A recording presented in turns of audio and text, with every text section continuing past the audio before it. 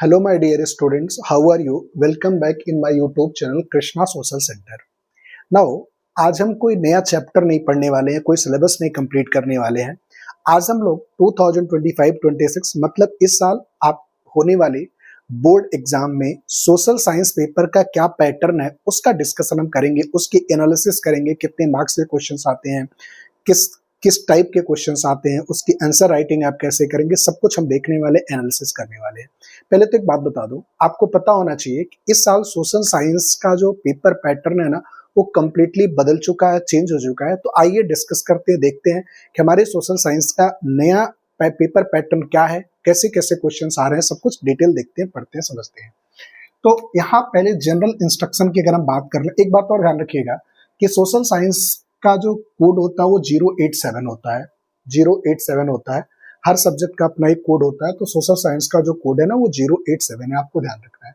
तो general instruction में मैंने लिख रखा है कि टोटल आपके क्वेश्चंस कितने आने हैं। तो आपके कंप्लीट पेपर में 38 क्वेश्चन आने हैं। पहले भी 38 ही क्वेश्चन आता था।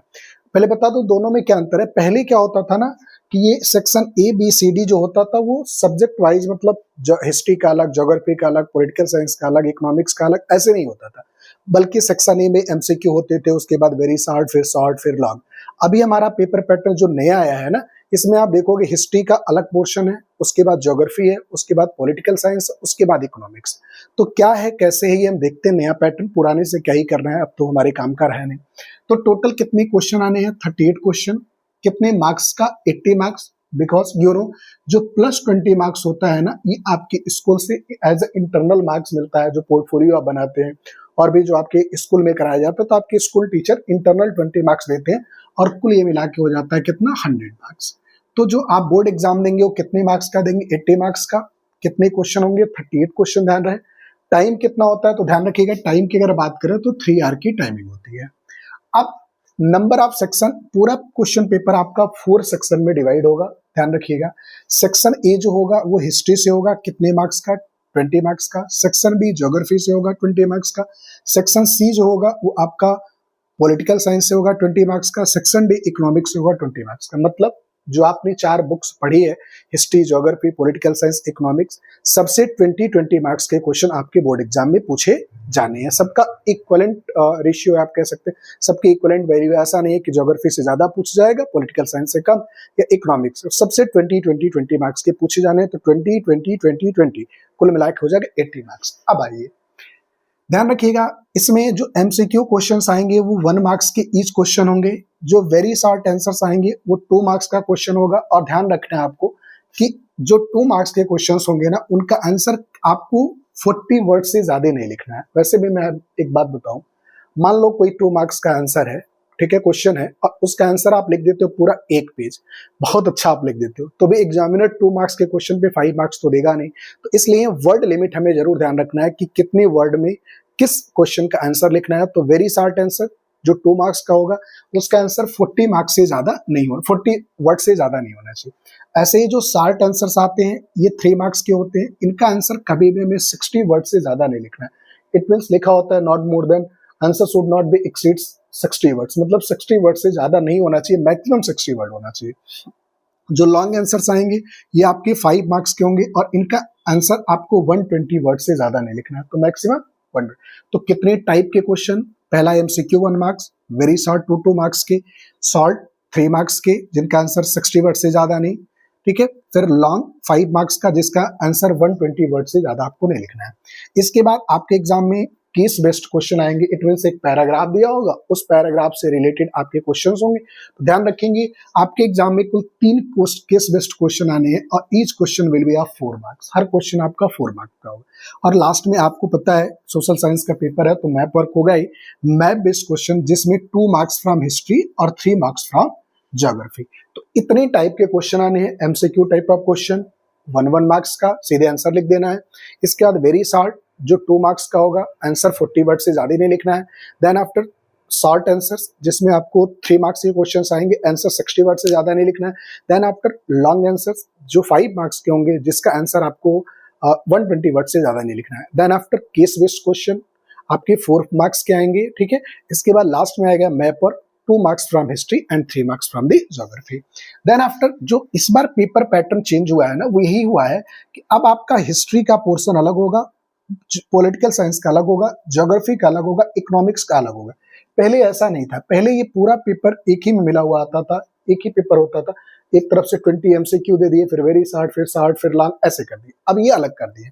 तो सेक्शन ए जो होगा ना, वो आपका हिस्ट्री पोर्शन से होगा। कितनी मार्क्स का? आपको पता है 20 मार्क्स का, ध्यान रखिएगा। हिस्ट्री में क्वेश्चन नंबर 1 to 4 जो होगा वो एमसीक्यू कितने मार्क्स का? 4 मार्क्स का। तो 4 क्वेश्चन एमसीक्यू होगा।